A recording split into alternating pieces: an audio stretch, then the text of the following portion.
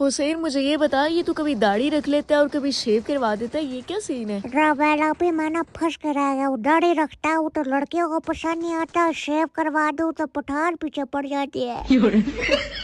हद है यार, क्या क्या देखना पड़ रहा है। ना पाकिस्तान के हालात ही खराब हो गया। पाकिस्तान के हालात जैसे कि हमारे पड़ोसन के घर में जुड़वा बच्चे पैदा हुए हैं। जुड़वा बच्चों का पाकिस्तान के हालात से क्या लेना देना? लो दसो, पाकिस्तान के हालात देख के ना काके कले तू डर देने।